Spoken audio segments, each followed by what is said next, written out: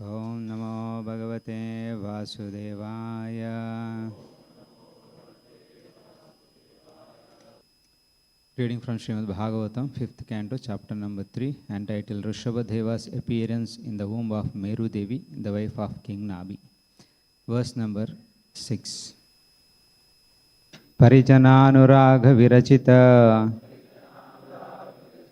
sabhala samshabdha shalila Chitakishalaya tulasika durvankurairapi Sambhrutaya samsparyaya kila Parama paritushyasi. Translation and purport by Abhacharana Bhaktivedanta Swami Srila Prabhupada ki. O Supreme Lord, you are full in every respect. You are certainly very satisfied when your devotees offer you prayers with faltering voices and in ecstasy bring you tulsi leaves, water, twigs bearing new leaves and newly grown grass. This surely makes you satisfied. Purport. One does not need great wealth, education or opulence to satisfy the Supreme Personality of Godhead. If one is fully absorbed in love and ecstasy, he need offer only a flower and a little water. As stated in Bhagavad Gita, Patram Pushpam Phalam Toyam Yome Bhaktya Prayachyati. If one offers me with love and devotion a leaf, a flower, fruit, or water, I will accept. The Supreme Lord can be pleased only by devotional service. Therefore, it is said here that the Lord is surely satisfied by devotion and nothing else. Quoting from the Gautamiya Tantra, the Haribhakti Vilasha states, Tulasi dhalamatrena jalasya chulukenava vikrinite swam atmanam bhaktebhyo bhaktavatsalaha. Shri Krishna, who is very affectionate towards his devotees, sells himself to a devotee who offers merely a tulsi leaf and a palm full of water. The Supreme Lord is causelessly merciful upon his devotee, so much so that even the poorest of men can offer him a little water and a flower in devotion and thus please him. This is due to his affectionate dealings with his devotees. Thus ends the Bhaktivedanta purport. So here we are seeing in this chapter prayers offered by the priests who were accompanying Maharaj Nabhi and his wife in the performance of sacrifice. And being pleased with Maharaj Nabhi's devotion, Lord has made his personal appearance. And so the priests are offering the Lord prayers.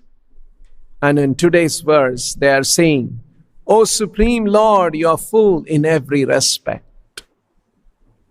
You are certainly very satisfied when your devotees offer you prayers with faltering voices and in ecstasy bring you tulasi leaves, water, twigs bearing new leaves and newly grown grass. This surely makes you satisfied.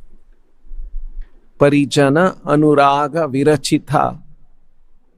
Parijana, his servants. Anuraga Virachita. Anuraga, in great ecstasy. Not just officially, formally, I've been asked to do, so I bring an offer. No. Anuraga Virachita, with ecstasy, with great ecstasy. Anuraga Virachita, Shabhala Samshabdha. There is so much anuraga, there is so much of ecstasy that their voice is faltering. Shabhala. When they offer their prayers, samshabda.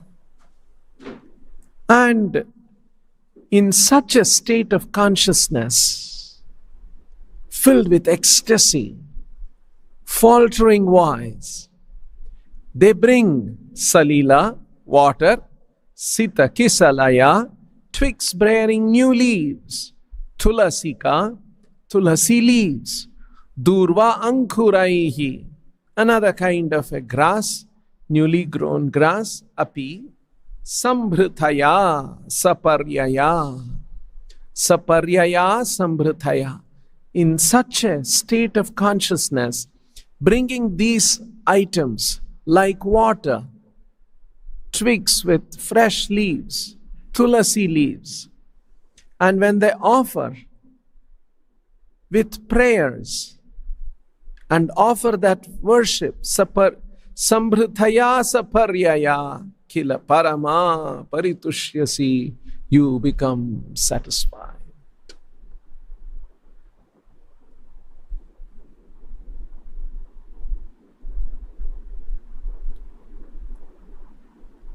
So this is one of the wonderful qualities of the Lord described in the Bhagavatam. One does not need great wealth, education, or opulence to satisfy the Supreme Personality of God. The Lord is complete, is all-powerful. He owns all opulences in the world. What can we offer in comparison to what He possesses? So it is not what we offer, but it is how we offer.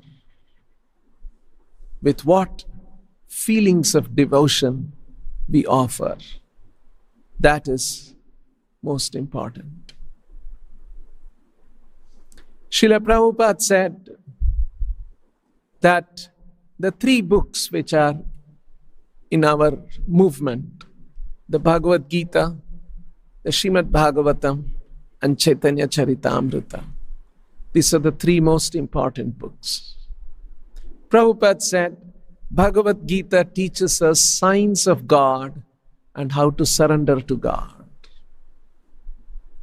That's the most important message of the Bhagavad Gita. It teaches us signs of God, Bhagavat Tattva.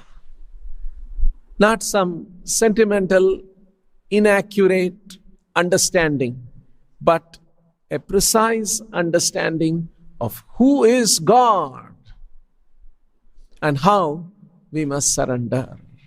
Sharanagati. And then Prabhupada says, the next book is Srimad Bhagavatam. Krishna ends the Bhagavad Gita by saying, Sarva dharman parityajya mamekam sharanam vraja. That is towards the conclusion of the Bhagavad Gita.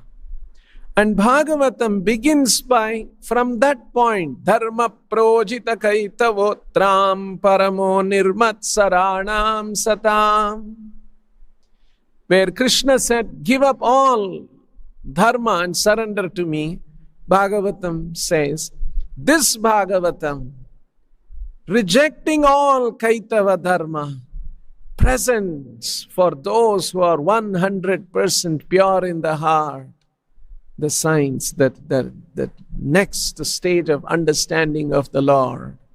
And the Bhagavatam teaches love of God.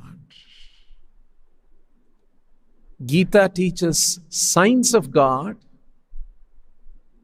and how to surrender, because surrender is a preliminary step in the process of love of God. And Bhagavatam teaches love of God. And that love of God is generally described as prema bhakti. So Gita teaches Bhagavat Tattva and Sharanagati.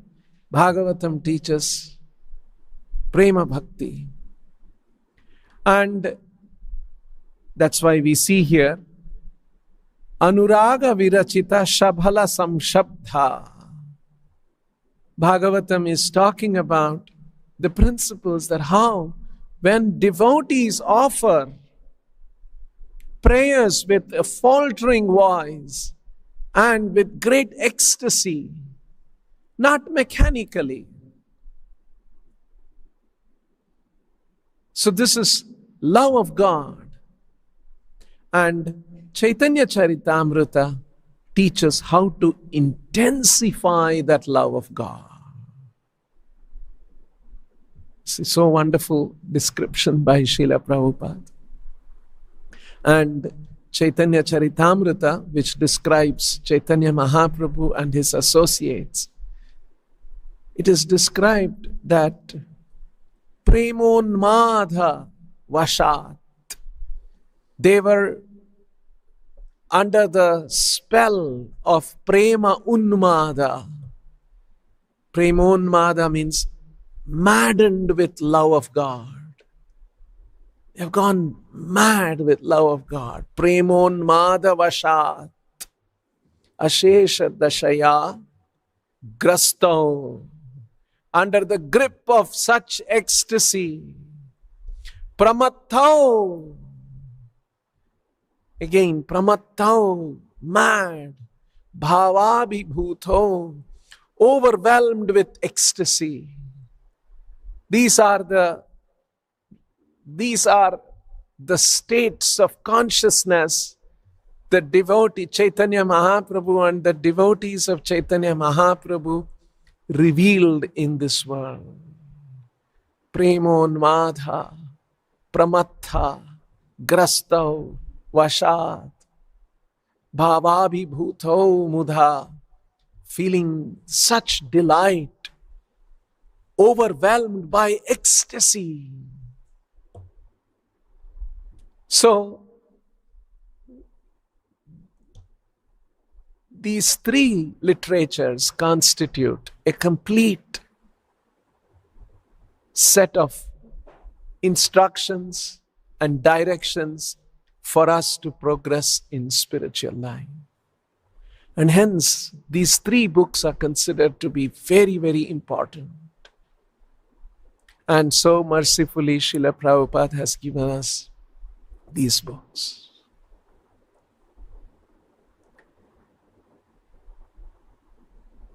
So when we say devotion, when we say devotee, it's not a small thing. Once Srila Prabhupada was explaining to a reporter, the reporter was talking about fake gurus. And Prabhupada was telling us, yes, there are many fake gurus. And then he was asking about symptoms of a true guru. And Prabhupada said, the most important symptom of a true guru is that he is a devotee of Krishna. And later on, some more discussion happened, and then the reporter asked, are you a devotee of Krishna? And Prabhupada said, yes. And he paused. No, I am trying to be a devotee of Krishna. A devotee of Krishna is no small thing. So, devotee of Krishna is such an exalted position. That's what Krishna also teaches. Yoginam api sarvesham madgater antaratmana shraddhavan bhajate yomam same yuktatamo mataha. He's the foremost yogi.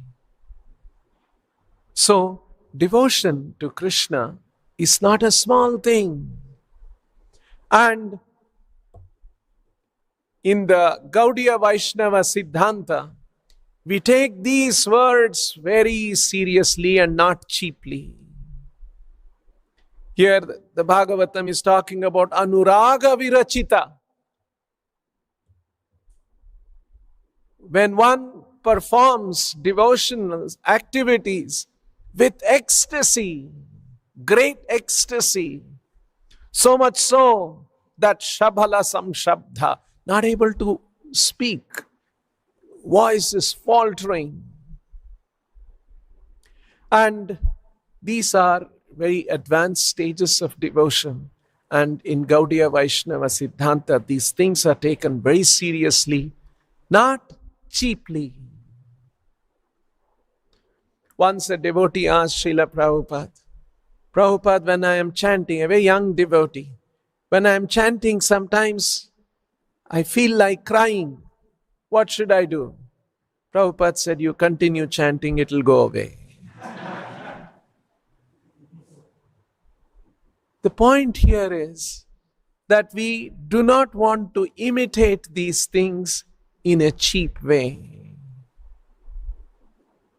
These are very elevated states of consciousness when these things come naturally. So, Sri Chaitanya Mahaprabhu, to bring these ideas very clearly, he said, there is the stage of sadhana bhakti, where according to regulations we practice, regulations of the Shastra and instructions of the spiritual master we practice. And at that time, by sadhana bhakti, our heart is cleansed, we become more fixed up, and at that stage, Raga Bhakti begins. Raga Bhakti is spontaneous bhakti. Raganuga Bhakti. Spontaneous bhakti.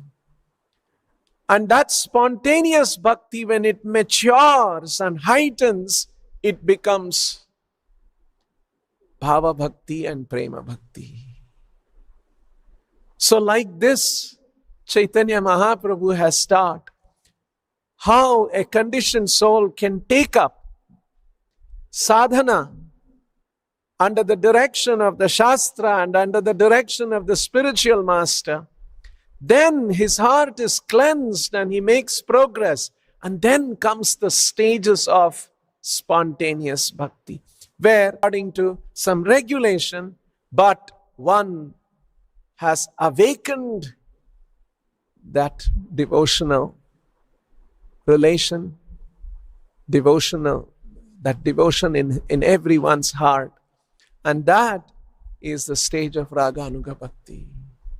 And when we are in the stage of sadhana, we should not imitate that. When we imitate that, that becomes sentimentality and that becomes very cheap.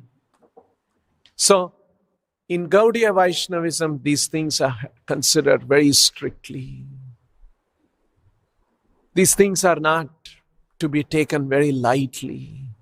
So, Anuraga Virachita Shabhala Samshabdha, where voice is faltering, these are ecstasies are manifest in the body. This is at an advanced stage. This is not to be imitated cheaply. So, warning is given that one should not prematurely imitate.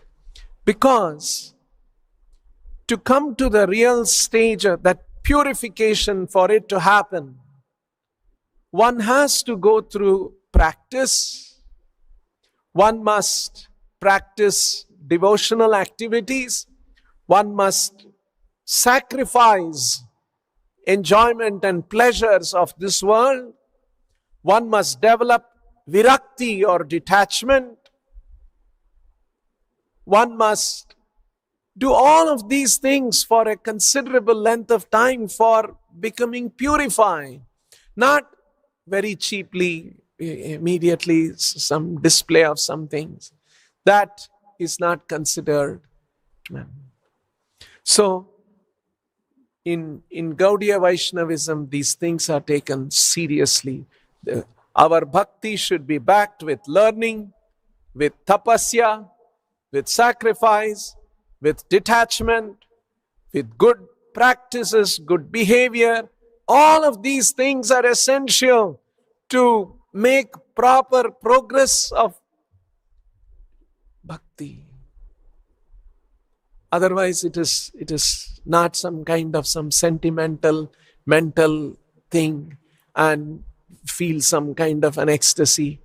So these are not encouraged in our devotional culture.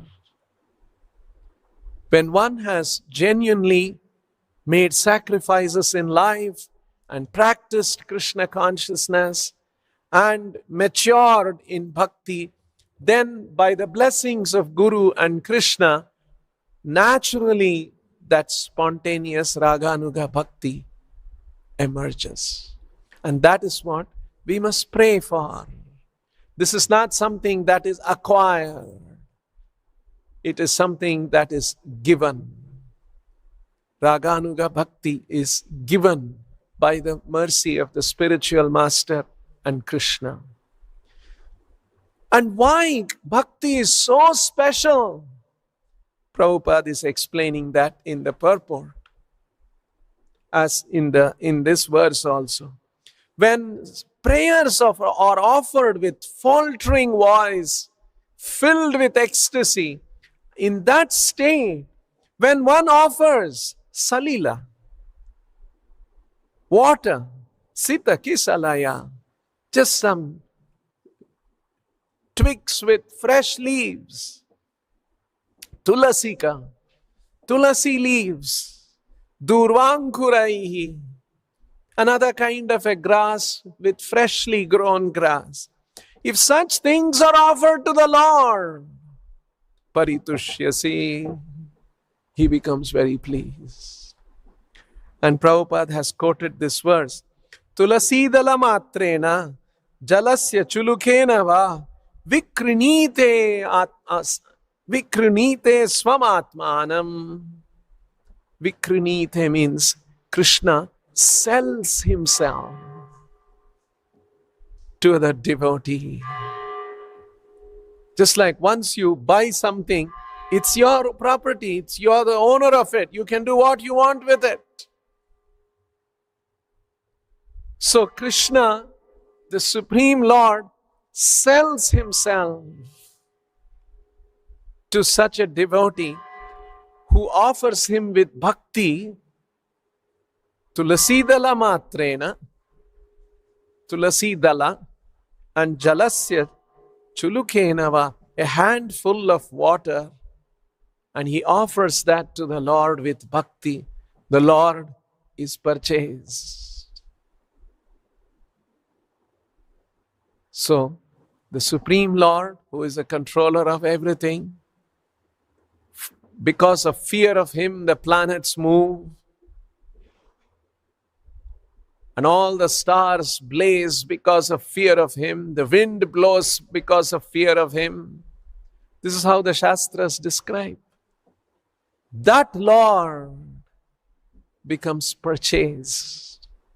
So this devotion is a very, very special thing. And that is to be systematically cultivated. That's why Chaitanya Mahaprabhu, when he was giving these instructions about bhakti, about Sharanagati, he says there are 6 guidelines for surrender. And one of the guidelines, Anukulyasya sankalpaha pratikulyasya varjanam, rakshishyati iti vishvasaha, goptrutve varanam tata, atma nikshepa. Atma nikshepa means self-surrender. And Prabhupada explains that further. Self-surrender means to have no desire other than the desire of the Lord. Which means to understand that I am not independent in my desiring and thinking. I can't desire and think the way I want. I must desire and think in such a way it is pleasing to Krishna, because that is the meaning of Atma Nikshepa. I am not an independent individual. I am his part and parcel. So, this is a very heavy step. I am not independent to desire and think what I want. Usually that's what we are all taught, isn't it? We are born and we go to school, college, and then we associate with so many different people, and we hear we should become this, we should become that, and we pursue that. I should become that, I should enjoy life like this, I should become a rich man, I should become powerful man, I should do different things. So we form our desires and thinking under the influence of various circumstances that we grow up in. But the principle of Sharanagati is, I have no such freedom to develop such desires and thinking independently. I must align my desires and thinking in line with what pleases Krishna, because I am his part and parcel. I have no independent existence. I am part means I must know what is the whole and what is the whole's intent for me. Whereas in modern thinking, I am independent. I should find my way. I should figure things out. So, Sharanagati is just contrary to such kind of a thing, where we understand that I am not independent and I must align my life according to the instructions of Krishna. And that is what the spiritual master does. Spiritual master takes all these instructions given in the Shastra, takes all the instructions given by the various acharyas who perfected their lives according to the instructions of these Shastras, and who have a mature understanding of that. And based on all of that, the Guru tells us how we should do in our life according to our circumstances, according to our time. So the spiritual master makes it according to Desha Kala Patra. He brings that contemporary, present situation, how these instructions of Shastra and how the instructions of the sadhus, how that has to be practiced. So that is why Guru, Sadhu and Shastra. So sometimes without practicing devotional activities under the instructions of the spiritual master, sometimes people come with a sentimental understanding. There is one story about Srila Prabhupada. A man approached, a big businessman approached Srila Prabhupada, and he said, Swamiji, I'm having so much anxiety. I have this business, I have that business. All those businesses are giving me so much anxiety. So Prabhupada said, give all those business to us, you will become peaceful. And he was very disturbed. He says, no, I didn't mean that way. And he excused himself. So people come to the spiritual master not with an intent to follow the instructions of the spiritual master. That is why Prabhupada said, Prabhupada is so exacting in these. Prabhupada said, Krishna does not see what you have given, but Krishna sees what you have kept for yourself. You see, sometimes people come, I want to surrender, and I have given all my wealth, everything to my wife and children. Now I have come to surrender to you. So, what did you bring for Krishna and Guru? All your wealth, everything, you gave it away to your near and dear ones, and you have come like this. This is not Sharanagati. This is not sacrifice. So sacrifice means what I sacrifice and give to Krishna, Guru and Krishna. So, like this, there is Prabhupada clarified and cleared sentimental understanding of bhakti and true understanding of bhakti. Because when people read such literatures that Anuraga, Virachita, Shabala, Samshabda, one can imitate these things and say, I will just offer tulasi and water and some fresh leaves and all other things for my wife and children. For Krishna, only some water and tulasi leaves. So this is a wrong understanding of these verses. Krishna wants to see how much we are sacrificing and how much we are detached and how much we want to offer to the Lord. That's why Prabhupada said, oh, you have brought tulasi and water for me. What have you kept behind? Krishna is seeing that. See? The principle here is that to please the Lord, you don't need great wealth, great learning, great opulences. Krishna is very pleased with pure devotion. That does not mean I keep all the wealth for my family and for my enjoyment, and for what water and tulasi only I bring for Krishna. You see, this is a wrong understanding. And hence Prabhupada said, Krishna sees what you have brought, not what you have brought, but what you have kept behind for yourself.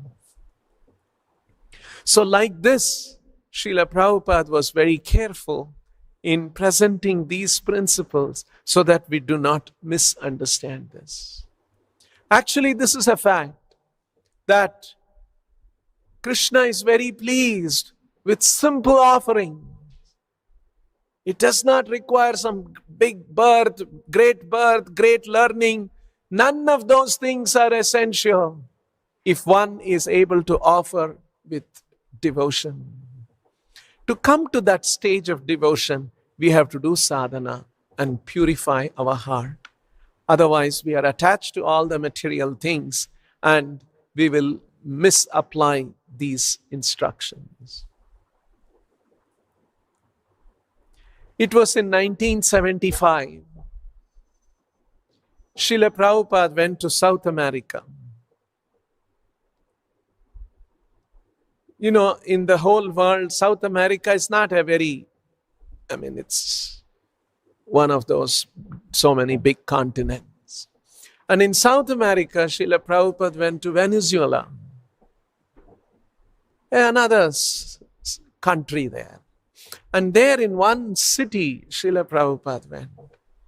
And when Prabhupada went there, the devotees had already reached there and they were waiting. They were constantly, every year they would invite, Prabhupada, please come to our temple. All over the world there were requests like that. And Prabhupada was traveling, but not always he could cover. So many temples were there. So after about 3 years, Srila Prabhupada finally went and devotees were very happy. And they received Srila Prabhupada and took him to the temple. And that temple hall, a small temple hall with about 150 people, was packed with devotees. And there was nice kirtan, devotees were there, guests were there, some television crew was there. And Srila Prabhupada came and had darshan of Nityananda, Gaur Nitai deities were there. And then Prabhupada paid obeisance, and then he sat on the asan, Vyasasan, and he started speaking. And Prabhupada said, you're all very fortunate that Chaitanya Mahaprabhu and Nityananda Prabhu have come to your city. And then he started describing. There is a wonderful song, Parama Karuna Pahuduijana Nitai Gaura Chandra. And for those devotees, most of them were not even English-speaking devotees. They were Spanish-speaking. That's a Spanish-speaking country. And there was one devotee translating this to Srila, whatever Prabhupada was saying, to English, to the other devotees. And when Prabhupada started saying that Parama Karuna Pahuduijana Nitai Gaura Chandra Sabha Avatar Sakala Shiromani, then he started saying, these two lords, they are the essence of all incarnation. Why does the Lord appear in this world? Why is the Lord interested in this world? It is only for the sake of benefiting the conditioned souls who have turned away from Him and come to this material world. And who have turned away from Krishna and come to the material world with heaps of desires, pursuing their own independent desires. How to gradually correct them, tell them that you cannot have your own independent desires, you are my part and parcel, align your desire, and then gradually bring them to the path of Sharanagati and cleanse their heart so that they become fixed Yes, I understand. This is my position. And then develop bhakti. This is the intent of the Lord's running this material world and maintaining the material world. And He Himself comes. But not always the living entities are prepared for the highest lessons of bhakti. So He has to come and teach some principles of dharma, how to be a good king, how to be a good human being, how to be a good husband, how to be a good son. He has to teach all those things. But yes, all those things have value. But what is the final lesson of the Lord? The final lesson of the Lord is how we must develop bhakti for the Lord. How we must develop prema for the Lord and go back to the spiritual world. And Chaitanya Mahaprabhu came to teach that.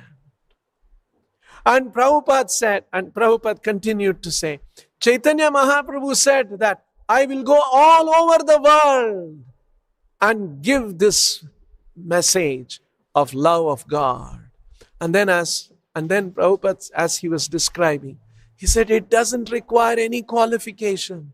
Simply chant the names of Krishna, and by that you will be delivered.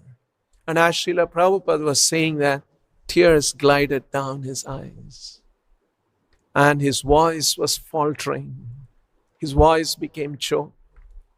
And the devotees all became silent, seeing Srila Prabhupada bringing Chaitanya Mahaprabhu's message all the way from India. Prabhupada said, Chaitanya Mahaprabhu has come all the way from Nadia to your country to bless all of you. And saying these things, Prabhupada, there were tears and his voice choked up. See how Srila Prabhupada brought that message and took it to all corners of the world as a servant of Chaitanya Mahaprabhu. And this is Srila Prabhupada's manifestation of tears and faltering voice, is a perfect example of ecstasy. So devotees were moved by seeing that. And Prabhupada did not speak too much, and he went away, and there was more kirtan, and Prabhupada returned to his room. So we can see these things actually demonstrated in the followers of Chaitanya Mahaprabhu. What the Bhagavatam describes, what Chaitanya Charitamrita describes. So these are not to be taken cheaply, but has to be taken with gravity. And in Gaudiya Vaishnava practice, these things are taken very seriously. Yes, there is ecstasy, there is faltering of voice, there is tears. All these are possible, but it should not be taken cheaply. It has to be earned by a lot of sadhana, by a lot of tapasya, by a lot of sacrifice. And to enable all that, Srila Prabhupada created this institution, and he said, now we should work. Prabhupada's one of the famous statements is, work now, samadhi later. Because sometimes there was a tendency, no, I want to be in samadhi, and go into a lazy mode. You see, our tamasic nature, when we come under the influence of tamoguna, all these kind of thinking comes and we become lazy. Srila Prabhupada didn't want that. He said, now let us work to spread the mission of Chaitanya Mahaprabhu, and by his blessings, samadhi will come later. The ecstasy will come later. So, these are important principles that we must learn, and we can see how Lord's position is that when such true ecstasy, true devotion is there, and that pleases Krishna the most. And such prayers and such principles, these priests in the assembly of Maharaj Nabi are presenting to Lord Himself. We'll stop here. Grantharaj Srimad Bhagavatam ki, Srila Prabhupada ki.